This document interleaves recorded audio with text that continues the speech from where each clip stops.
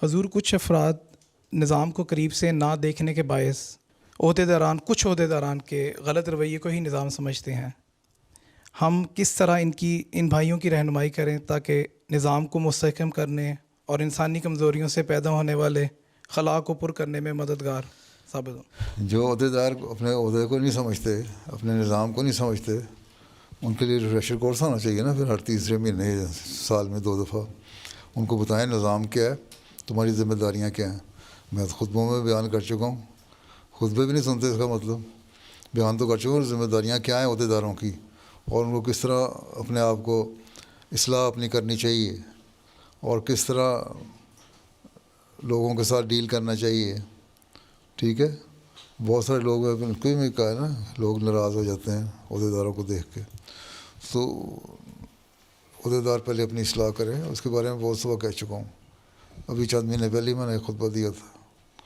ہر سال ایک آدھ خطبہ آ ہی جاتا ہے اس پہ۔ اگر آپ لوگوں نے نہیں سیکھنا اس سے تو میں کیا کر سکتا ہوں، سمجھانا ہی کام ہے نا میرا۔ اللہ تعالیٰ کو تو یہی حکم ہے قرآن شریف میں کہ نصیحت کرو، نصیحت کرنا تمہارا کام ہے، آگے سمجھنا، دماغ کھولنا اللہ کا کام ہے، اور آپ کی کوشش ہے کتنا دماغ کھولنا چاہتے ہیں۔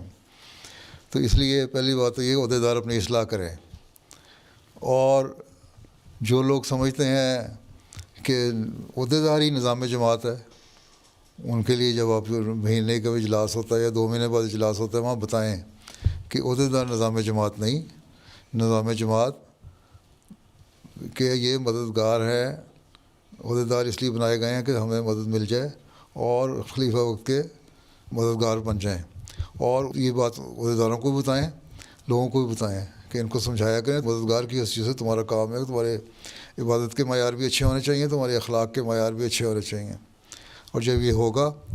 تو پھر تمہیں سمجھ آئے گی کہ نظام جماعت کیا ہے۔ نظام جماعت کے بارے میں آگاہی دیتے رہنا چاہیے، لوگوں کو بتاتے رہنا چاہیے کہ یہ نظام جماعت ہے، خلافت کے گرد سارا کچھ گھوم رہا ہے، اور خلافت